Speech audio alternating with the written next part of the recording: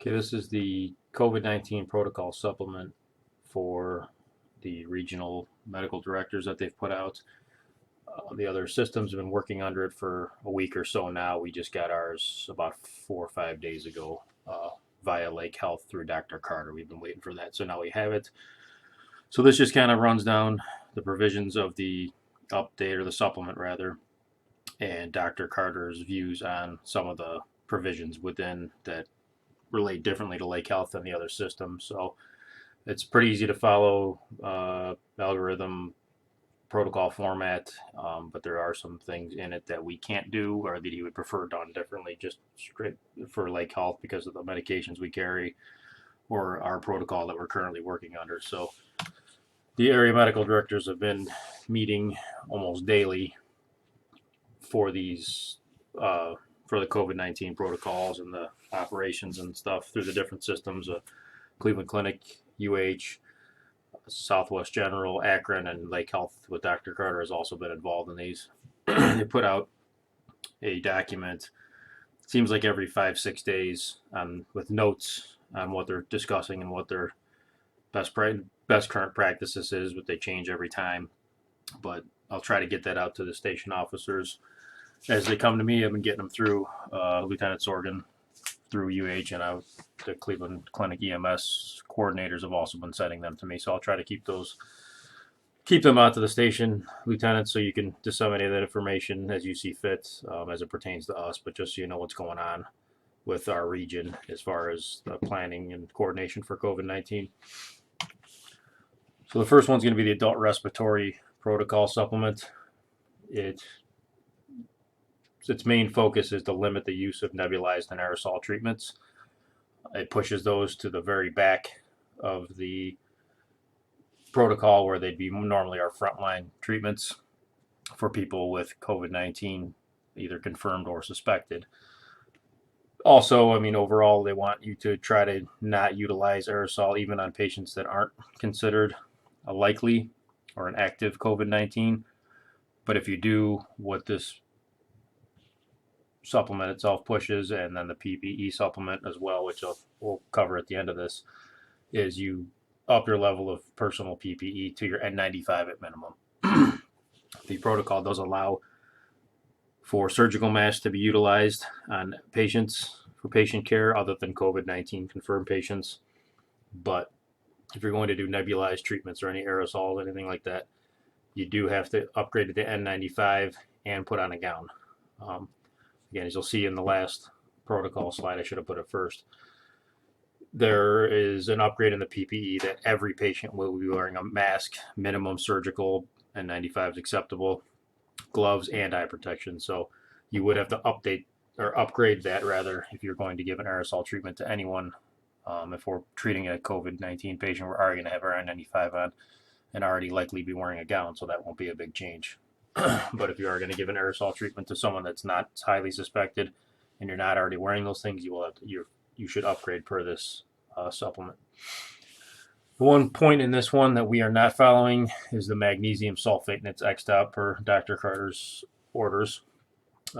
He doesn't want that used. He wants you to go skip past that and go right to the Solumedrol.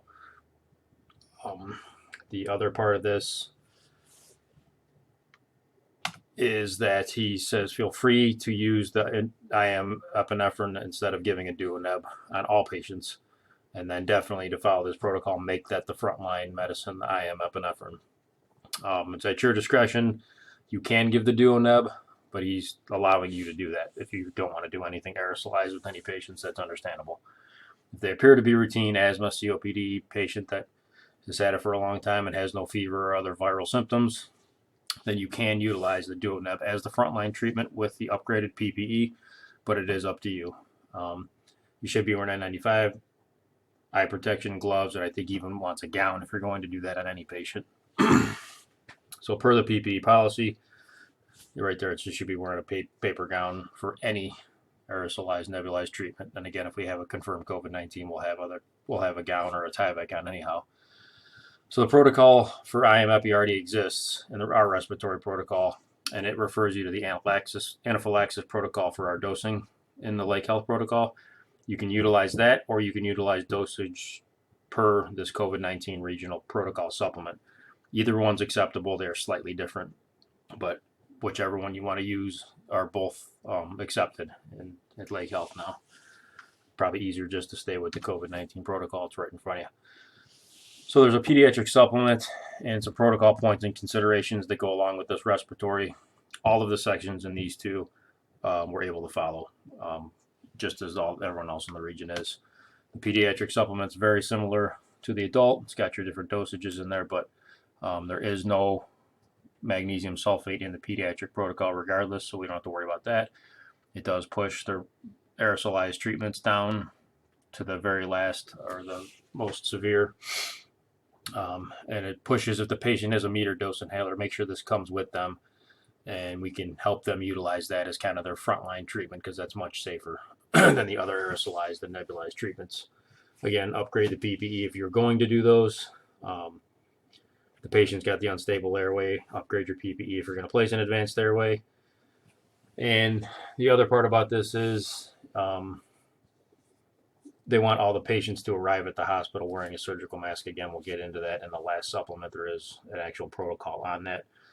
But if you have oxygen on them, if you have them on a nasal cannula, put the mask over the nasal cannula. They want to limit droplet dissipation from every patient, not just a suspected or confirmed, but from everyone. So that's something that's going to be a little bit of a change from what we've been doing.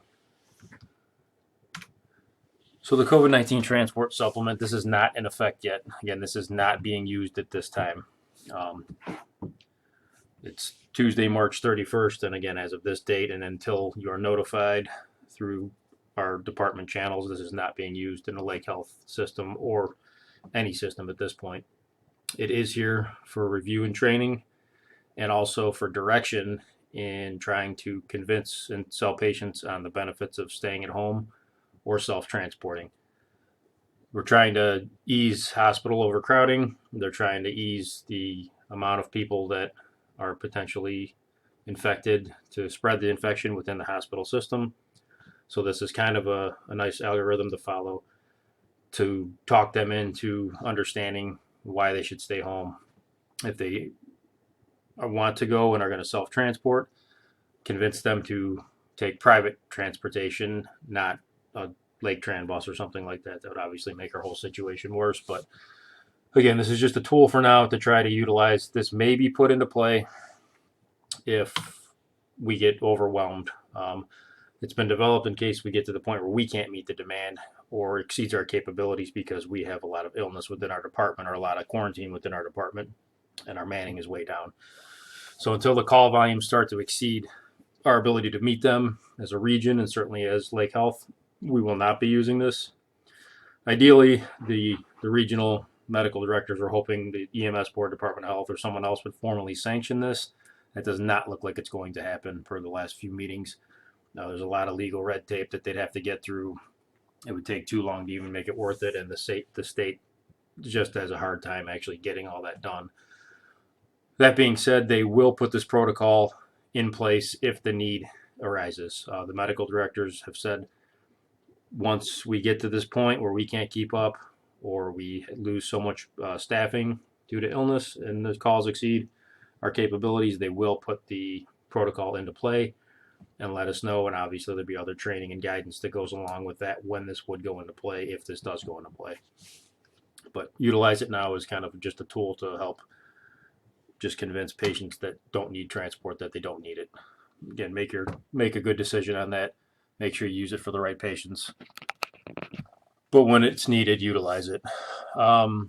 So transport someone that just insists on going, that you know clinically does not need to be there, that probably should either be staying at home or transporting themselves to either a doctor's office or something. If they insist on going, we cannot tell them no.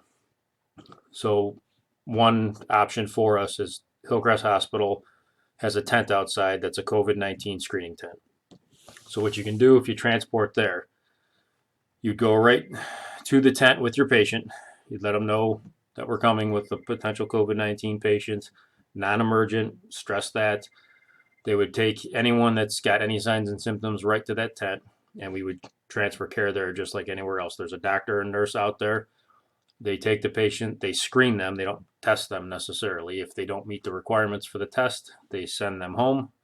If they meet the requirements for the test and they're not emergent, they send them to the testing center downtown for the drive-up test at the clinic. That tent is also can be used for all first responders, police, I believe, are even included. If you're wearing a uniform or have a badge and you're not feeling well, but you don't quite meet the symptoms, we've utilized this one so far as well. If you go to Hillcrest, go to the tent, let them know that either you work for the Mentor Fire Department, they'll have a lot lower threshold for giving you a test. If you even just say had a sore throat and a headache or just some muscle aches, maybe a slight fever, you might not meet it as the general public to get a test. For us, they'd very low threshold. They'd send you right into the ER at Hillcrest and get you a test, and you get results in under 24 hours. So that's an option for us again as well, to know if we feel not great, if we've been exposed, that we don't want to be exposing other people, our family, and our coworkers. It is an option to go and utilize them for that as well. It has worked out for us the one time we tried it so far. I know it's a longer option again to take a patient there, but if we're going to try to not congest the system, it's also a good option to do that, to keep people out of the hospital that don't need to be in it. Just another side note, the regional directors group, we have a subcommittee working on a policy for dispatch. It will kind of do the same thing. It'll let someone know whether they meet the criteria or not for even having a squad sent to them. Obviously, this is way overwhelmed. This has a lot more liability issues to it than us actually assessing a patient and telling them they don't need to go, just doing it over the phone. But it is something they're working on in case we do get flooded to the point where they need to start just diverting calls and not even sending us on things that we shouldn't be going on. So now the supplement for the PPE, it's what you've been hearing all the other systems doing. We've been doing it now for a few days. Surgical mask on every patient. Surgical mask minimum on all providers, and eye protection. So on every single patient, everyone that we go on, we're going to wear all three things: eye protection, gloves, and a mask. You can use a surgical or an N95 on all. Obviously, anyone that is COVID-19 or suspected, you're going to wear your N95. The soiling guidelines for both of those are the same. The N95 is 10 hours of use, 10 hours of patient contact. So if you're working a squad regularly, you're probably about a half-hour interaction with the patient on average. That should get you about, 24 calls out of that mask, and then you would take that off and get a new one. The other soiling criteria are if you get coughed or sneezed on, you've now been soiled.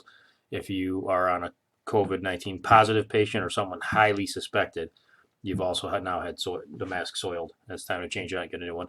Put it in your paper bag. We're going to have a spot in each station to keep the soiled masks, because there is a procedure coming out where they can sanitize those masks and put them back into service. And we don't have that set up right now, but we're going to save the masks for when that happens.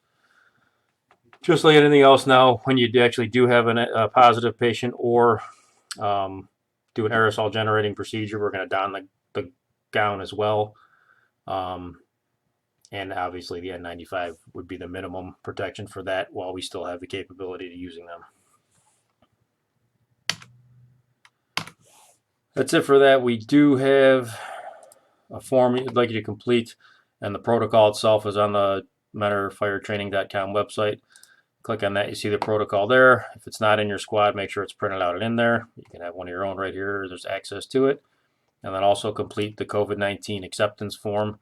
After you view this, officers, make sure all your subordinates that work for you have completed that form. The video of this training will be posted right here for anyone that didn't make any of the live trainings that I did. And any questions you have, feel free to forward them through your officer to me, or send me an email, and I'll try to answer anything that I can. Thank you.